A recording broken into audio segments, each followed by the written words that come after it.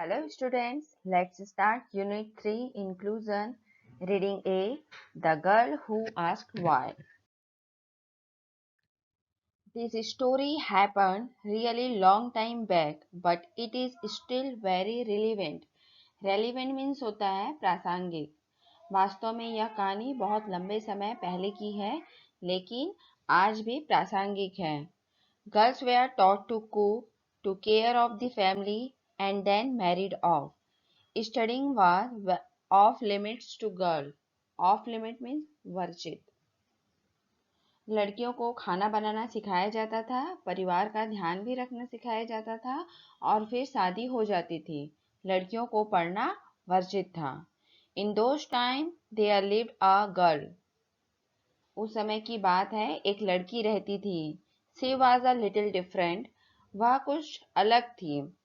She always had lot of question in her mind. उसके दिमाग में बहुत सा प्रश्न था.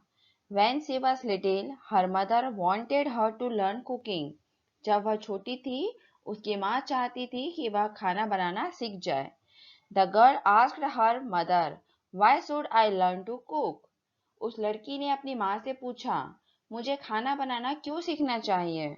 Mother said, "So that you can feed yourself when required." माँ ने कहा, ताकि जब भी तुम्हें आवश्यकता लगे तुम अपना खाना बनाकर खा सको. The girl said, "Fair enough and learn to cook." लड़की ने कहा, ठीक है, और उसने खाना बनाना सीखा. After some time, her mother wanted to teach her household work. कुछ समय बाद उसकी माँ उसे घर का काम करना सिखाना चाहती थी. The girl again asked why. लड़की ने फिर से पूछा, क्यों? Mother said, "So that you can be self-dependent." माँ ने कहा, ताकि तुम आत्मनिर्भर बन सको. The girl said, "Fair enough," and she learned the household chores. लड़की ने कहा, ठीक है, और उसने घर के कामकाज को करना सीखा. Then one day her parent told her that they will be marrying her off soon. एक दिन उसके माता पिता ने कहा कि वे लोग उसकी जल्दी ही शादी कर देंगे. She asked why. उसने पूछा क्यों? Because all the girls get married at this age, said the parents. क्योंकि इस उम्र के आते तक सभी लड़कियों की मैरिज हो जाती है, माता पिता ने कहा. Everyone does and so should I. प्रत्येक करते हैं, इसलिए मैं भी. That's not a good reason. यह तो कोई कारण नहीं है. I am not going to marry. मैं शादी नहीं करूंगी. The girl determination surprised her parent. Determination means दृढ़ निश्चय. लड़की के दृढ़ निश्चय ने उसके माता पिता को आश्चर्य में डाल दिया. Other parents could have forced the girl into marriage, but her parents didn't. दूसरे माता पिता होते तो लड़की को शादी के लिए दबाव डालते, लेकिन उसके माता पिता ने ऐसा नहीं किया. So now the girl had enough time in her hands. इसलिए लड़की के हाथ में पर्याप्त समय था. As her father was a teacher, क्योंकि उसके पिता एक शिक्षक थे, she joined her father's academy. उसने अपने पिता के विद्यालय में दाखिला ले लिया. There she learned several hymns and their meanings. वहां पर उसने बहुत से स्रोत याद किया और उनका शब्दार्थ भी याद किया. She asked the questions and learned even more. वह अपने प्रश्नों को पूछती जाती और ज्यादातर सीखती जाती. Soon she surpassed her father in knowledge. जल्द ही वह अपने पिता से भी ज्यादा ज्ञानवान हो गई.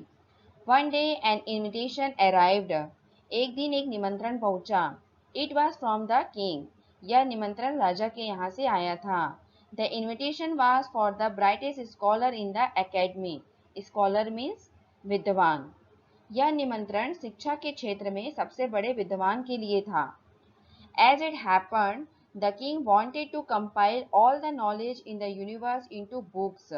Compile means संकलित करना. राजा विश्व के पूरे ज्ञान को एक किताब में संकलित करना चाहते थे. To get the inputs, he had invited scholars and philosophers from all over the world. Philosophers means दार्शनिक. इन सब बातों को प्राप्त करने के लिए उसने सभी विद्वानों और दार्शनिकों को पूरे विश्व से निमंत्रित किया था. There was a discussion in the academy about Who to send for this conference? Conference means समारोह। विद्यालय में इस बात पर चर्चा चल रही थी कि इस समारोह में किस व्यक्ति को भेजा जाए। After a lot of thought, बहुत विचार मंथन के बाद, they all agreed that the girl was the brightest scholar in the academy. वे लोग सहमत हुए कि हमारे विद्यालय की सबसे होनहार लड़की को भेजा जाएगा। So the girl was sent to the conference. और इस प्रकार उस लड़की को उस समारोह में भेजा गया। When the girl reached the conference venue, जब लड़की समारोह स्थल पर पहुंची, she was taken aback by the grandeur. वहां की वैभव को देखकर आश्चर्यचकित हो गई। She noticed a large number of men, but hardly any women among the delegates. उसने देखा कि वहां पर तो समारोह में भाग लेने आने वाले अत्यधिक संख्या में तो केवल पुरुष ही हैं। उसमें मुश्किल से कोई महिला थी। She climbed the dais to take her seat. वह मंच पर चढ़ी और अपना स्थान ग्रहण की। Suddenly there was a hush uproar. People in the audience were staring at her. अचानक वहां पर श्रोता लोगों के बीच में कोलाहल होने लगी और उस लड़की को घूर कर देखने लगे। A woman who thinks she can sit on the scholars panel. एक महिला विद्वानों के समुदाय में बैठने का सोच सकती है। Preposterous, screamed someone. यह उचित नहीं है, किसी ने चीख कर कहा। Look at her clothes, so provoking. Provoking means उत्तेजित करना। उसके कपड़ों को देखो, कितना उत्तेजक है। I don't think she is a female of good reputation. मैं नहीं समझता कि वह एक सम्राट महिला है। Declared another. दूसरे ने कहा। Stop her, it's a sin against God.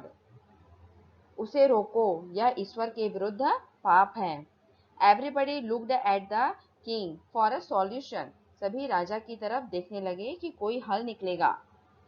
The king pondered for a moment. राजा ने एक क्षण के लिए विचार किया। Girl, there is some misunderstanding.